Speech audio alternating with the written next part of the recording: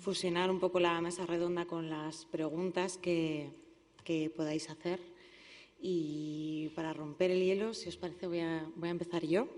Voy a lanzar una pregunta bastante abierta que es la siguiente. ¿Creéis que estas herramientas tecnológicas de las que habéis hablado tienen algún valor cultural? ¿Creéis que estos productos virtuales de los que habéis comentado en las ponencias en un futuro no muy lejano pueden formar parte del patrimonio cultural?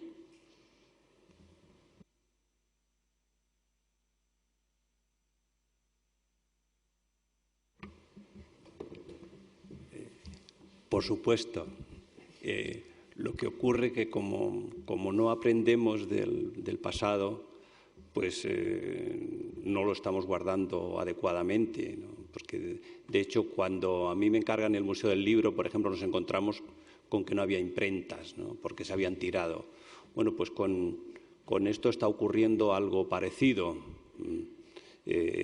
Por ejemplo, yo que empecé haciendo interactividad con los discos láser, pues ya es casi imposible conseguir un sistema completo, ¿no? En Los Ángeles, en 2011 yo estuve un tiempo en la University of Southern California investigando, y cuando les preguntaba qué museos me recomendáis, aparte de los que yo llevaba, me dijeron el Museo de la Tecnología Jurásica, ¿no? Y hay un museo de la tecnología jurásica muy divertido, ¿no? Porque pues eso, las tecnologías pasan, pero lo mismo que hablamos de patrimonio industrial, por supuesto aquí tenemos, y de hecho hay varios proyectos. Por ejemplo, hay un proyecto de museo de los videojuegos.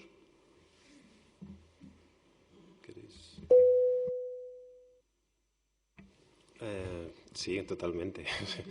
¿Qué pasa? Es que bueno, identifico como dos líneas, ¿no? Una, es cierto, la línea que está comentando Isidro, que realmente es muy problemático. O sea, hay muchos proyectos digitales que hoy en día ya no son reproducibles, que no los podemos ver. Y me viene en mente la Serdis, pero especialmente la época de los 90, con toda la producción de CD-ROOMs vinculada a la Asociación de Museos francés, que generaban productos bellísimos, extraordinarios, de un nivel de diseño de interacción y de narrativas fantásticos, los cuales hoy no los podéis reproducir, creo que ninguno de los que estamos en esta sala, ¿no? Por los ordenadores y sistemas operativos y demás. Entonces, sí, o sea, es totalmente necesario y urgente que se establezca una especie de plan de salvación del patrimonio tan intangible digital. Me he inventado el nombre, pero queda bien. Porque, claro, son proyectos que se hicieron en un contexto determinado, con una voluntad determinada, alrededor de un contenido artístico-cultural determinado, y eso tiene un valor, sin duda. Entonces, esto nos está pasando ya ahora también con algunos productos de apps que ya no podemos reproducir con determinadas versiones de tabletas para Android o iPad y demás. Esto está ocurriendo ya ahora con nuestro pasado más reciente. No tengo respuestas, solo algunos proyectos que sé que están luchando en este sentido para intentar resolver este tipo bueno, para crear un cierto, salvaguardar cierto patrimonio en esta línea, pero parece que necesitamos más tiempo, ¿no? Porque parece que entramos en estas dinámicas de renovación de la tecnología que nos llevaría a otro discurso más de la imposición de mercado digital, de la obsolescencia programada, que tampoco pertoca, pero que creo que tiene que estar presente también en este tipo de debates o en el trabajo que hacemos diariamente los tres, porque es algo que es relevante, que empuja, que determinan determinadas empresas en determinados países y de los cuales al final somos dependientes totalmente, ¿no? Entonces creo que es un debate relevante. Pero sin irme demasiado, lo que quería decir es que en un pasado muy, muy reciente, muy presente, ya nos está ocurriendo. Y hay algunas experiencias que tengo constancia de recuperación, por ejemplo, de CD-ROMs de los 90 y pico, del hipertexto, algunas universidades de Canadá, alguna cosa cultural, pero poca. Entonces sí, es una pregunta totalmente relevante. Y esta es una línea, pero yo veo otra, que es, claro, tú has preguntado, ¿este tipo de softwares o aplicaciones son patrimonio? Totalmente, pero no por lo que muestran, sino por ellas mismas. Quiero decir, ¿hay algún tipo de aplicaciones como la de Grafos, por ejemplo, que ellos han creado, o algún software libre que está publicado, que tiene un valor humanístico? Porque es un programa que permite, y además de acceso público, llegar a hacer cosas o a comprender modelos de conocimiento, de aproximación al mundo que no existían antes. Por tanto, no es solo una cuestión de difusión y de acceso a ese tipo de proyectos digitales, sino es que son parte de la humanidad, quiero decir, de nuestro patrimonio intelectual y sobre todo en el ámbito del software libre, yo creo que allí se están creando. Además hay un tipo, no sé si es bueno, me estoy enrollando mucho, pero ya acabo. Hay un tipo de líneas de trabajo, no sé si es la de Diego, quizás me pueda contestar, que algunas de estas aplicaciones o software que se acaban publicando libres acaban resultando de un proceso de trabajo sin una dirección muy clara de investigación de universidades o de empresas privadas. Y entonces, después de lidiar con determinadas problemáticas tecnológicas, se acaban dando cuenta que vale la pena cerrar toda esta investigación en una aplicación y la hacen pública. Entonces, te están resolviendo centenares de dificultades y de presupuesto y de tiempo con aplicaciones que hacéis servir todos hoy en día, pues, no sé, trabajando en vuestros ordenadores, porque seguro que hacéis servir algún software libre y quizás no sois ni conscientes, ¿no? Y forma parte de un bagaje de mucha gente que ha trabajado y lo ha hecho libre. Por tanto, sí, totalmente preocupante e importante, sí. Pero no creo que se esté resolviendo bien. Bien, a nosotros nos preocupan varias cosas y bueno, pues todo esto se constata en los fracasos que también hay que reconocerlos, se tienen a lo largo de toda esta vida. Muchas de las herramientas al final acaban en un cajón, abandonadas y no se utilizan. El por qué es porque quizás no estamos desarrollando el producto adaptado a las necesidades del cliente. Cuando digo el cliente, pues es el cliente final, es el cliente que va a tener que resolver los problemas. Y es cierto que en ocasiones estos productos no nos consta que se estén utilizando y se estén explotando como nos gustaría. Ideas como las que aquí hoy se han expuesto por parte de Isidro, por parte de Carlas, pues pueden ayudar a que toda esta herramienta y todos estos productos se consigan bueno, pues canalizar mejor hacia el cliente final. Eso, por un lado, pues a nosotros es un reto que, insisto, nos preocupa y que, bueno, pues día a día la startup también es una lanzadera, es un vivero de ideas para tratar de minimizar este salto que hay. Nos preocupa y digo que lo estamos tratando de poner en solución. Y el otro tema, que no sé bueno, si procede por la pregunta, pero en cualquier caso yo aprovecho ya para sacarlo, es la dificultad no solo de capturar el patrimonio tangible, sino también el intangible. Eso realmente es una dificultad en la que bueno, pues, hay que plantearse cómo hacerlo, ¿no? Estoy hablando de costumbres, de cosas que rodean al patrimonio, que no solo son el patrimonio arquitectónico, arqueológico, lo que podemos tocar y que en ocasiones pues, se pierde, ¿no? Esto nos pasó con las cuevas, ¿no? Pero es que yo veo la cueva pero no huelo como cuando estoy en la cueva, ¿no? Y no consigo... pues es difícil, ¿no? Y aunque hay muchas tecnologías de realidad aumentada, de realidad virtual, donde uno ya se siente dentro del escenario, aún nos falta mucho por avanzar en esta línea.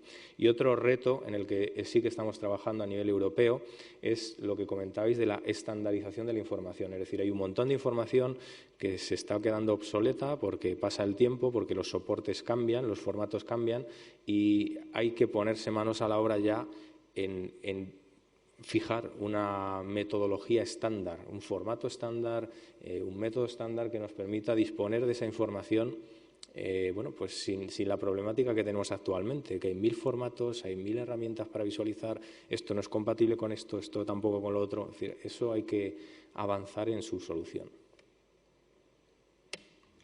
Pues muchas gracias. No sé si alguien tiene alguna pregunta.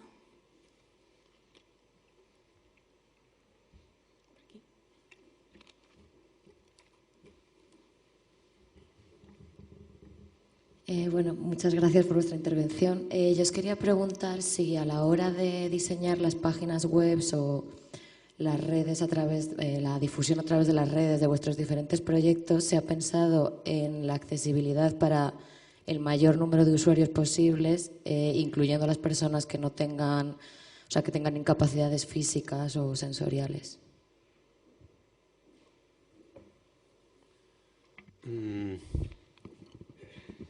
sí dentro de los estándares, porque los mismos códigos o navegadores, los mismos estándares web ya se encargan de intentar generar cierta accesibilidad a nivel de dificultades de visión y demás. Entonces, dentro de los estándares sí, más allá, la verdad es que no.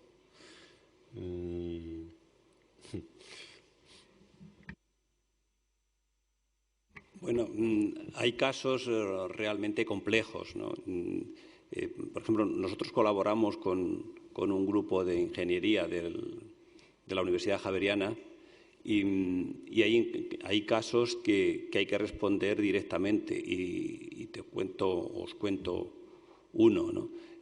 Había una persona que se quedó parapléjica y lo único que podía mover eran los ojos, ¿no? Y le hicieron un sistema para escribir simplemente pues podía guiñar el ojo también, entonces moviendo simplemente los ojos y ha escrito un libro, ¿no?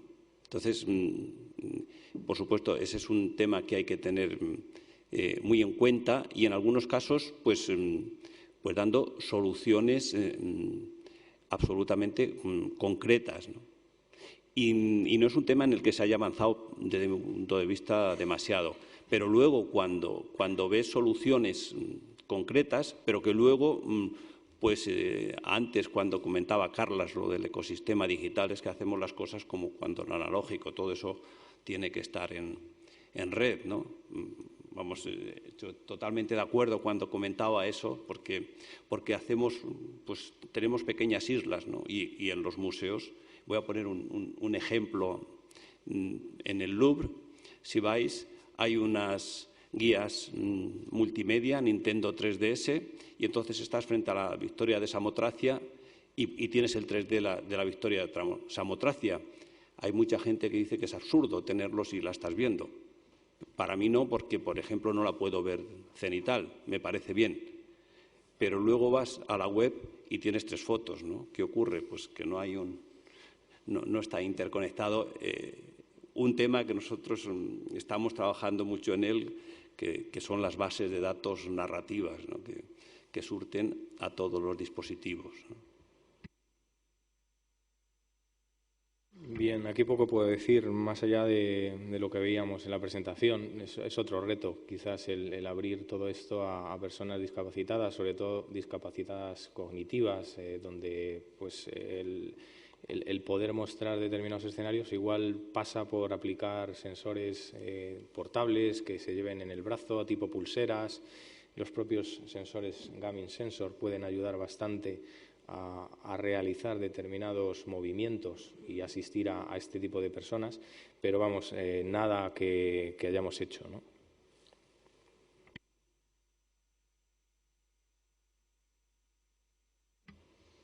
¿Alguna pregunta más?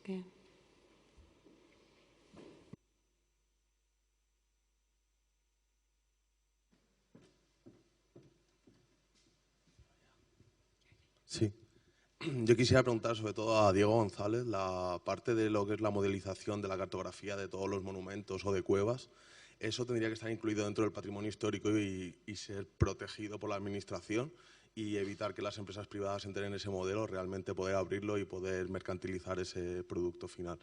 Y con respecto a lo que hablaba Carles Sora, he visto que todo lo que es la parte de interacción viene sobre todo con alumnos o chavales de corta edad, y todo el análisis que hablaba de los metadatos de asistencia a los museos con respecto a los menores, si realmente se podría hacer o no, o hay algún problema legal en ese ámbito. Bien, no sé si te he entendido. La primera pregunta es si estamos desarrollando algún tipo de estrategia de protección de la información. No, la respuesta es no, y no es fácil. Sobre todo, no sé, se me viene a la cabeza las estrategias de encriptación, que sería lo lógico, es decir, el encriptar la información para que se pudiera utilizar por parte de la Administración o del cliente que lo ha comprado o lo ha pagado, y eso no fuese manipulable por terceros, ¿no? Entonces, es un reto también porque mientras que encriptar imágenes, pues hay muchos algoritmos y muchas estrategias de marca de agua y infinidad de aproximaciones, en el modelo 3D es más complejo, ¿no? Es algo también que podría ser interesante hacer estrategias de encriptación de datos 3D. La primera parte no sé si la he entendido bien, pero la segunda de las estadísticas de menores y demás, no, porque es un seguimiento que se hace de un usuario identificado con un número. Entonces no hay un nombre ni nada. Y el correo, de hecho, no está vinculado con ese número. Se envían los correos, quedan registrados, pero no se utilizan, no es de acceso público, o sea que no. Y las fotos que habéis visto tampoco, porque las URLs que se envían no son públicas, o sea, son privadas y solo la tiene la persona que la recibió en el correo. ¿La puede compartir? Sí, pero entonces ya es su decisión de compartirla y ahí ya creo que ya no habría ningún problema. Pero es algo que hemos tenido muy presente, totalmente, sí. Y la primera parte bueno, no sé. ¿Sí? ¿Está?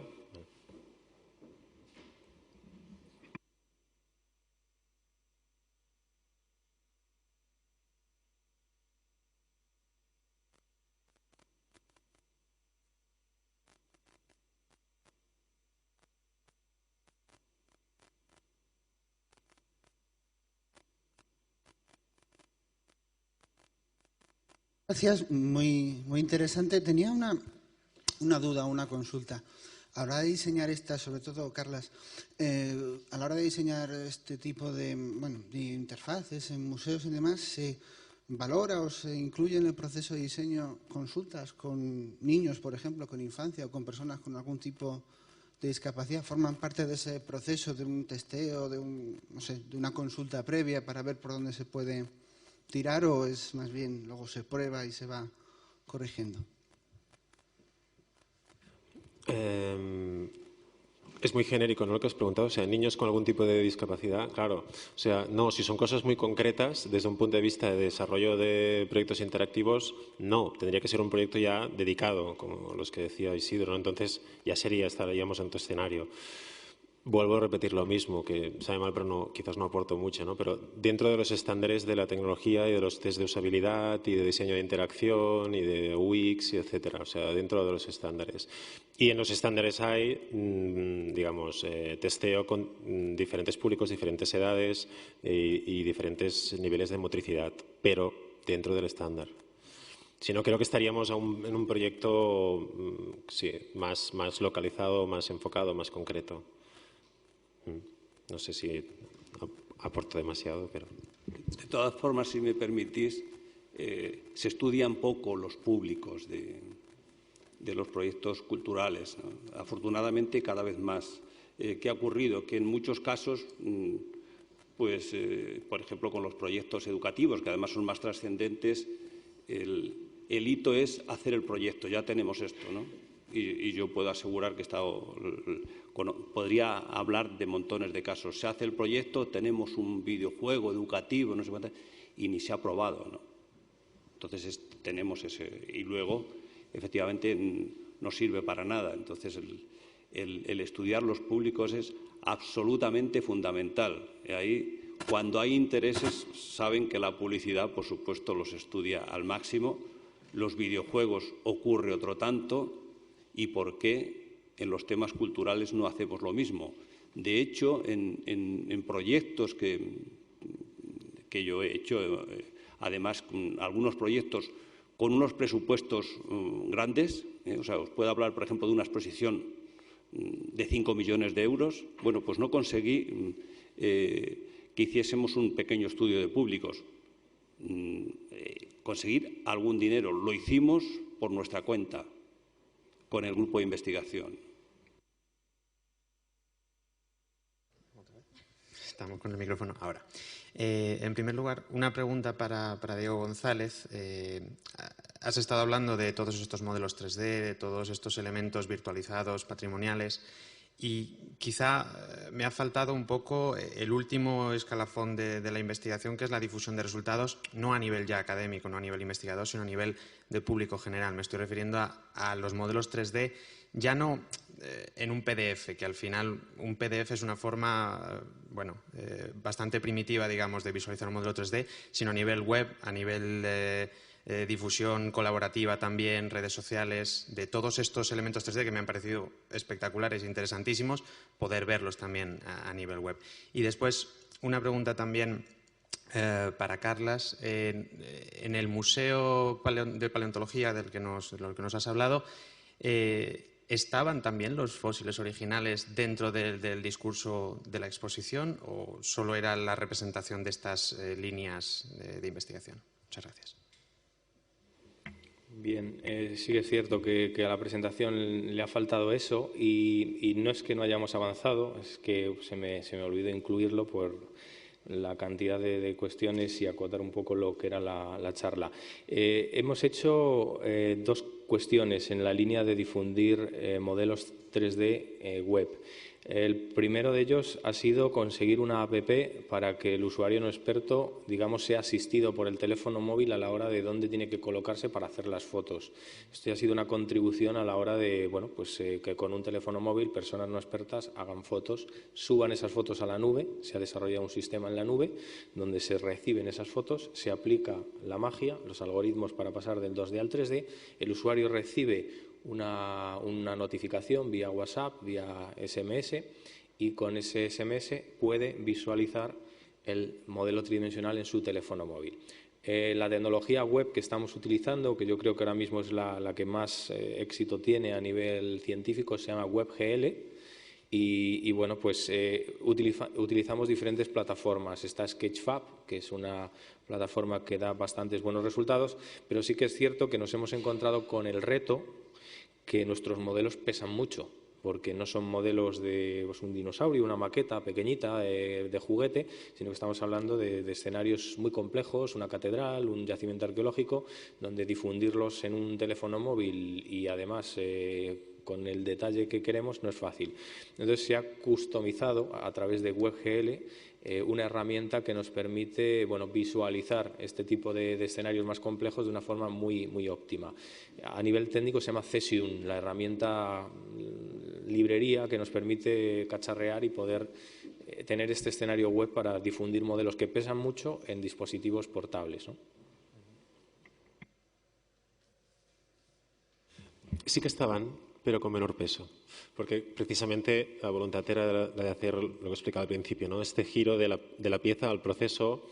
Entonces, en el proceso entran más cosas, entra narrativa, entran espacios escenográficos, entra paneles, entra más información y hay que sacar cosas. Y salieron fósiles, salieron objetos. También por una cuestión de seguridad, ¿eh? O sea, al final también este tipo de contenidos tampoco están accesibles a tocarlos. Normalmente son réplicas y están visibles en vitrinas, pero nada más, ¿no? Entonces, decididamente, digamos que nosotros huíamos del gabinete de fósiles y íbamos hacia otra dirección. Por tanto, sí, quiero decir, hasta te diría que no nos preocupaba que no hubiese, porque es lo que apostábamos.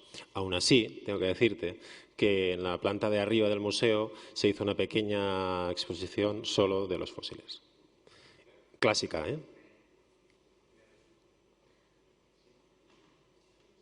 Ahora, me resultaba, claro, teniendo la imagen de museo que todos tenemos, ¿no? Y sea de arqueología, sea de paleontología, el hecho de que la tecnología desplace a las piezas chirría un poco, ¿no? Ya a nivel académico, digamos. El hecho de que tengamos toda la tecnología que está rodeando a un hecho, que son estos fósiles descubiertos, y que al final no podamos ver los fósiles o tengan un interés menor en el discurso, digamos, pues al final, quizá no para todos los públicos, obviamente, pero hay ciertos públicos que sí que van a ver un poco mermada esa experiencia, porque al final lo virtual es una maravilla y el proyecto que nos has comentado me parece interesantísimo, pero entiendo que también el objeto original nunca va a ser sustituido por el virtual.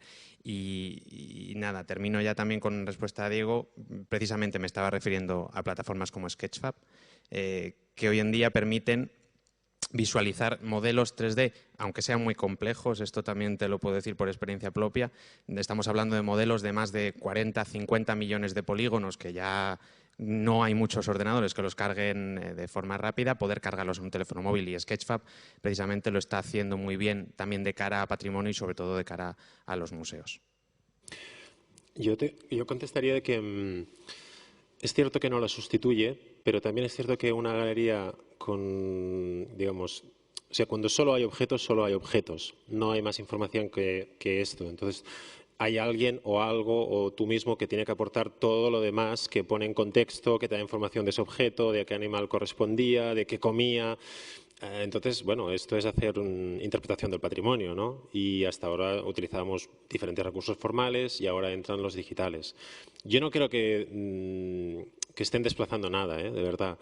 Es un tema digamos, de objetivos, de predisposición, de orientación. Y tanto la orientación de nuestro estudio como la del instituto era la de ir a explicar el proceso. Y en ese proceso no es importante que hubiese tantos fósiles, sino los concretos y adecuados, que son los que a través de los cuales gira toda la narrativa. Entonces, por eso había menos. Pero bueno, el debate de sustituir el original o no es interesante. Y en las cuestiones de realidad virtual, por ejemplo, creo que aquí hay mucho debatir. Que yo no sé si puedo hacer una pregunta. Porque algo que hay que sacar, ¿no? Creo, a debate son la última generación de realidad virtual. O sea, ¿qué pasa con las Oculus y con la visión por estereoscopía que podemos ver a través de los smartphones y demás, ¿no? ¿Cuál es el papel de los museos y de la gente que se dedica al 3D y demás con esta nueva generación de realidad virtual que tenemos en los dispositivos, que podemos bajar, algunas de forma gratuita? Yo creo que es un escenario muy interesante. He estado analizando un poco el proyecto de Café de París, la versión de realidad virtual, o sea, la versión o sea, el Café de París de Van Gogh en la versión de realidad virtual realmente es muy interesante porque entras dentro del espacio, entras dentro del café, entonces rodeas a los personajes, vuelves a salir, ¿no? Y, o sea, es una recreación de lo intangible. Y ahí creo que hay una línea súper interesante y que ninguno de los tres ha tocado y quizás tanto ellos dos como el público puede aportar cosas. Bueno, cuando se ha hablado de lo tangible y lo intangible, digamos que no es un debate superado, me gustaría que fuese superado, pero ya se habla de patrimonio cultural. Y cuando hablamos de patrimonio cultural ya no hacemos esa diferenciación. De hecho, el ICOM en 2004 ya habla de, pues digamos, le da la gran bendición, porque hasta entonces el patrimonio intangible parecía que no era importante. Y ya digo, afortunadamente ahora hablamos de patrimonio cultural y ya empezamos a no distinguirlo, ¿no? Porque además va indisolublemente unido, ¿no? Bien, yo por añadir algo más, es simplemente, vamos, no puedo estar más de acuerdo con lo que comenta Carlas y el propio Isidro, y es que a lo que hay que aspirar hoy en día es a ese Internet de las cosas, ¿no? Eso que nos va a permitir tener conectado todo de una manera mucho más inteligente y cómo, digamos, las nuevas tecnologías emergentes, como mencionaba antes Carlas, de la realidad aumentada, pues nos van a permitir disponer de otra dimensión adicional que antes no teníamos, ¿no? Que es el integrar la realidad con lo virtual, el integrar información de otro tipo. Y en ese sentido yo creo que también uno de los mayores retos, nosotros estamos ya trabajando en ello, es el poder reconocer elementos del patrimonio sin necesidad de utilizar tarjetas o marcadores, ¿no? Porque habitualmente estamos acostumbrados a muchas aplicaciones de realidad aumentada donde para que funcionen uno tiene que tener los marcadores, unas tarjetas que digamos se reconocen automáticamente y gracias a ese reconocimiento pues se superpone el modelo tridimensional o el objeto que sea. Y nosotros la librería con la que venimos trabajando ya permite trabajar sin marcadores, de manera que podamos reconocer cualquier elemento. Esto yo creo que puede aportar también valor al tema, ¿no? Por supuesto, nosotros hablamos de tecnología invisible o tecnología transparente y de hecho, pues, por ejemplo, cuando yo planteaba lo del casco, reconoce el objeto. Entonces, en lugar de tener que poner ahí una intermediación, ¿no?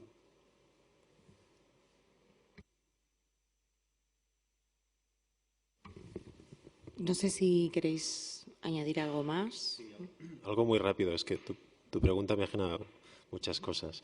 Estaba pensando, aportar otra idea más. Sé que el diseño de interacción o el multimedia, por decirlo de una manera, dentro del espacio expositivo, puede añadir algo que creo que hemos explorado poco a los que nos dedicamos a esto, que es la escalabilidad de dificultades o de complejidad.